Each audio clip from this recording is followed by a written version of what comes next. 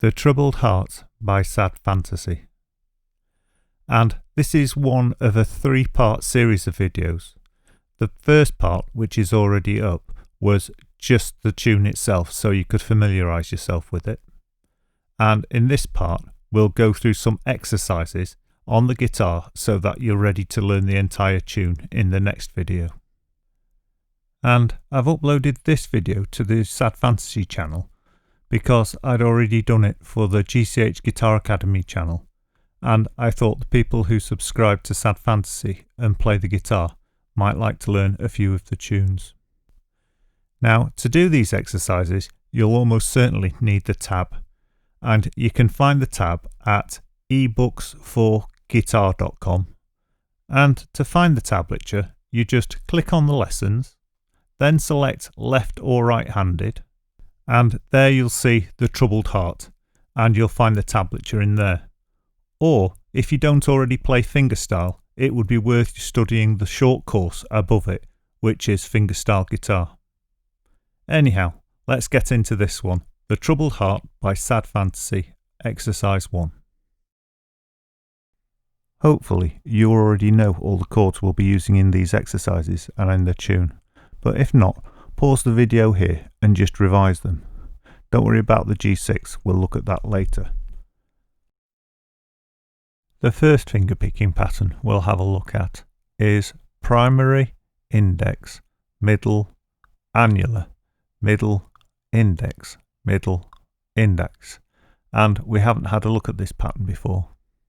So let's just try that finger picking pattern a few times with an A minor.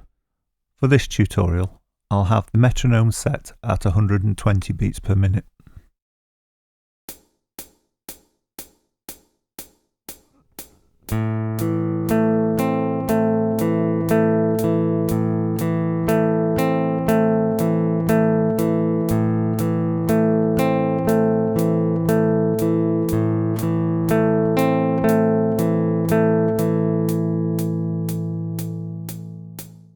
Here that is again, and if you can, try playing along with it, otherwise just try practicing it.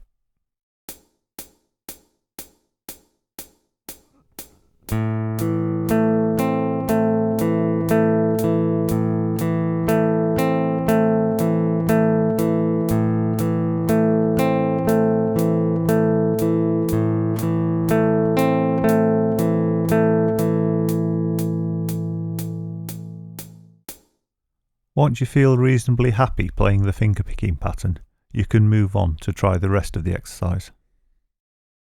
Before we go any further with this exercise, let's just have a quick look at the G6.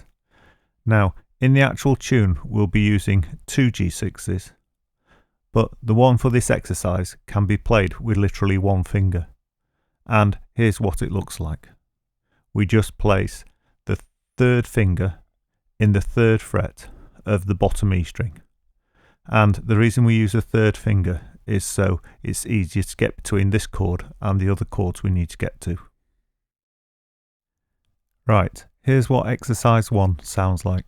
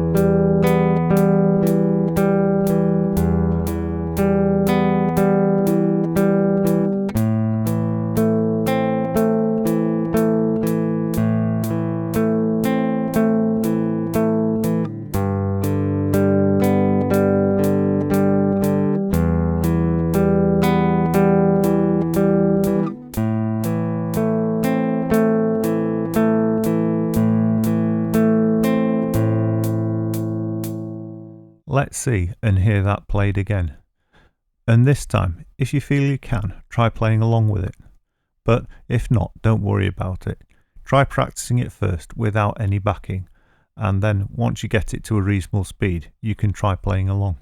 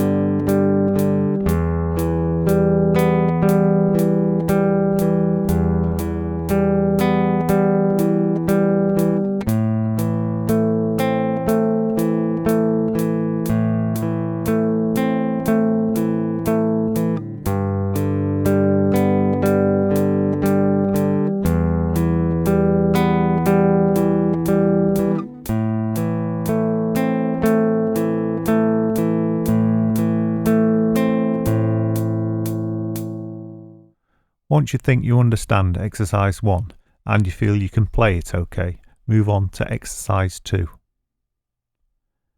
Exercise 2. Introducing pinches. If you look at the first bar of exercise 2, which is a C, you'll notice that the first note is 2 notes together. And if you look at the fingers above the score, you'll notice that the primary and the annular are being played together, and this is being denoted by the brackets over the top. So what you're doing is pinching the 2 strings at the same time, and this is what it looks like.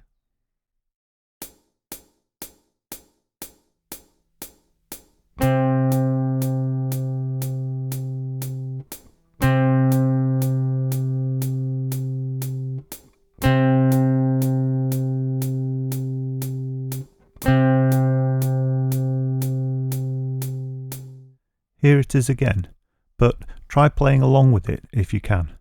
However, it is important you use the correct fingers, otherwise the rest of the finger picking pattern won't fall into place.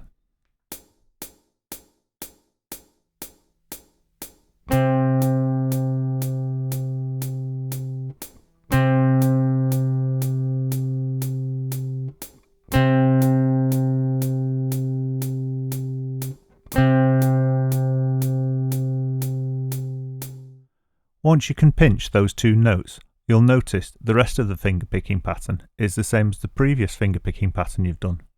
So it should sound like this.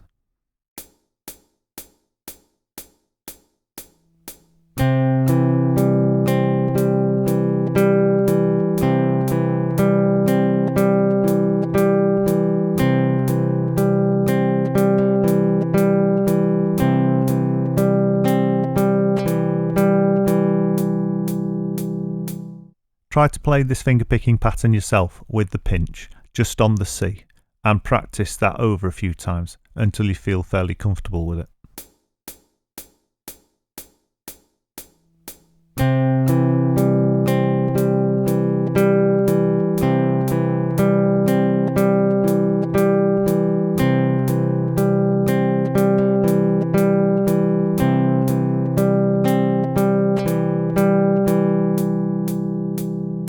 You can now try to put exercise 2 together. Here's what it looks and sounds like.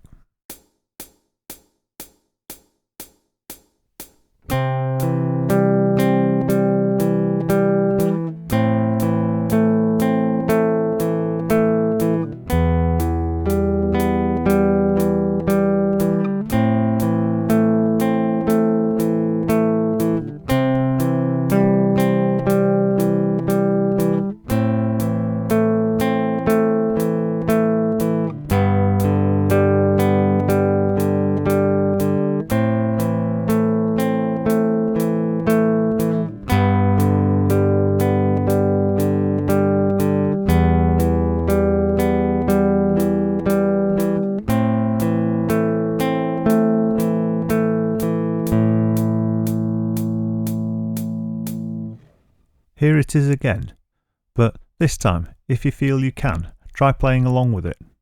But if you can't, don't worry. As usual, go away and practice it until you get it, till you're reasonably happy with it. And then perhaps you can try playing along with it.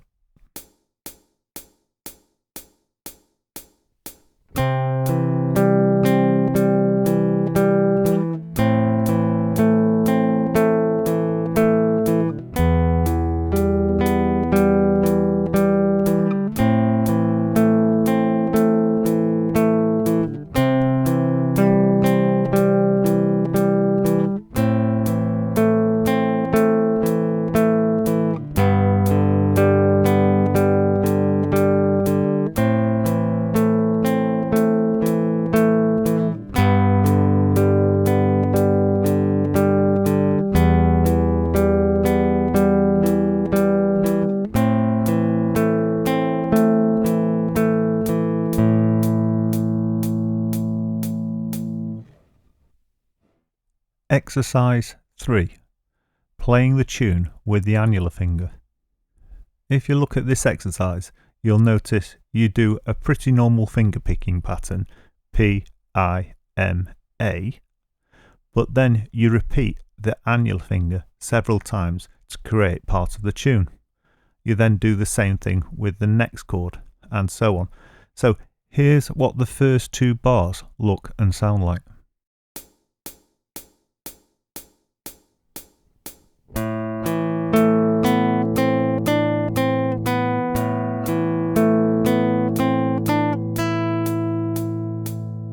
You might have noticed that when I play this exercise, I try to maintain as much as the chord shape as I can. And this is to make the whole effect smoother and cleaner, and to save me moving away from a string that I just had to come back to. This is a really useful and fairly simple technique that can really improve the way you sound. But if you want to find out more about it, look at my video on speeding up chord changes. Here's the first 2 bars again. Try playing along with it. Otherwise, just practice it, but here's what it sounds like.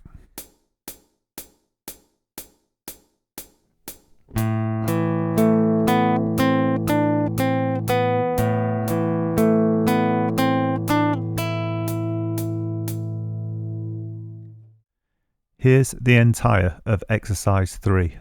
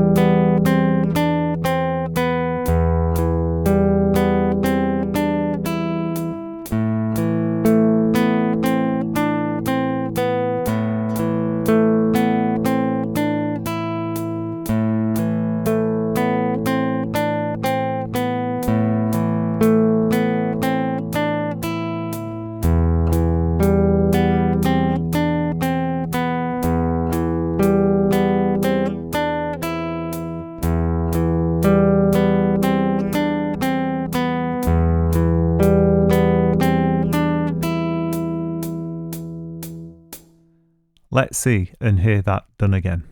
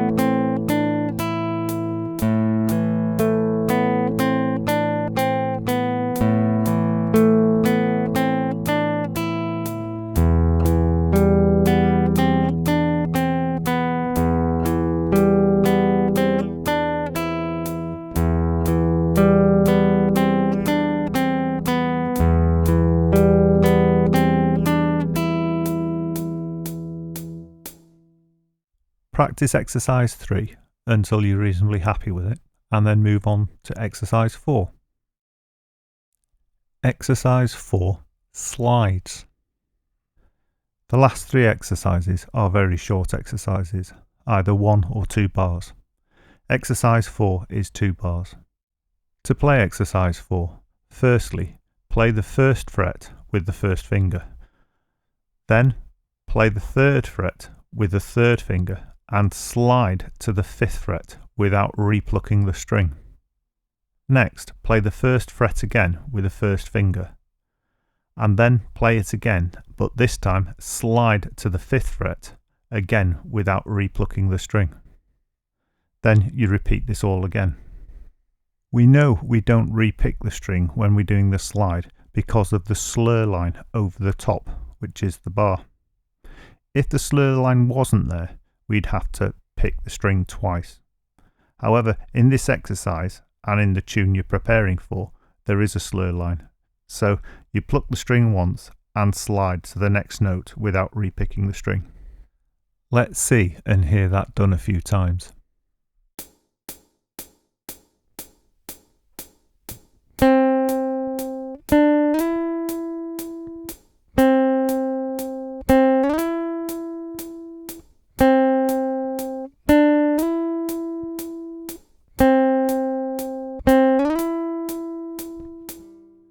Let's see and hear that again, and if you can, play along with it, otherwise practice it.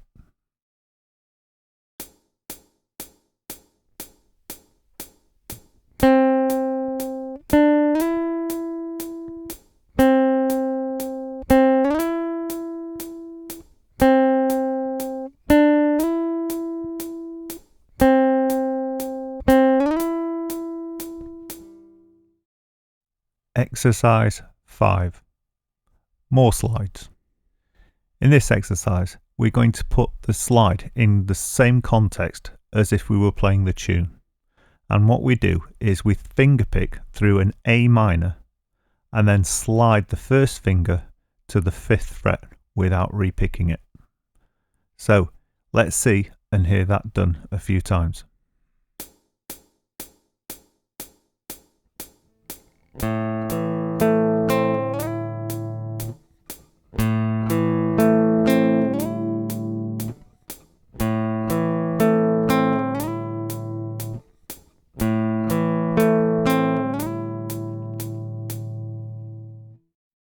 Let's see and hear that done again, and as usual, if you can, play along with it, otherwise you know how it's supposed to look and sound, so you can go and practice it.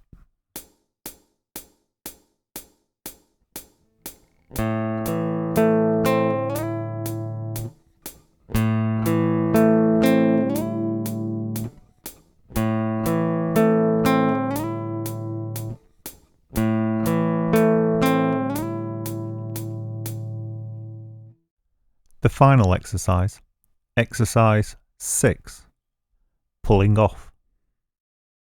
If you take a look in this exercise, you'll see the 1 going to a 0 with a slur line bar above it and a P.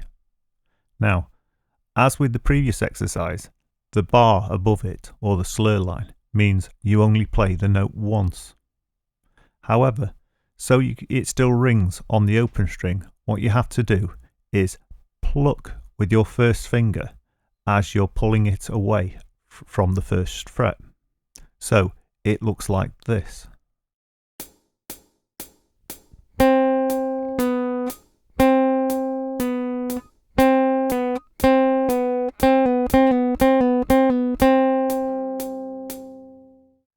Let's see and hear that played again.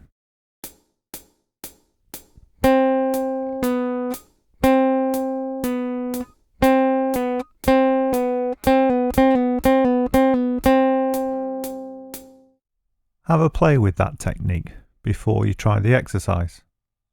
But here's what the exercise looks and sounds like.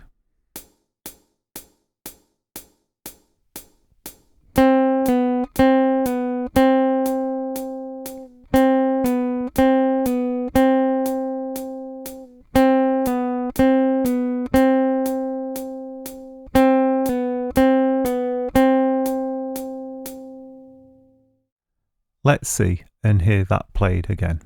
And if you can, try playing along with it.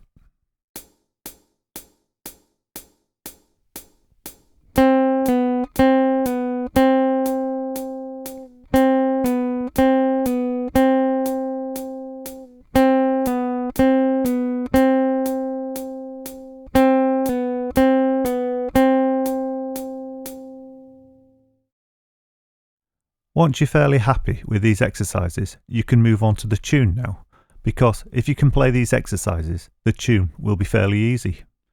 The link to the tune, as well as to the tab for this exercise, will be down below in the description.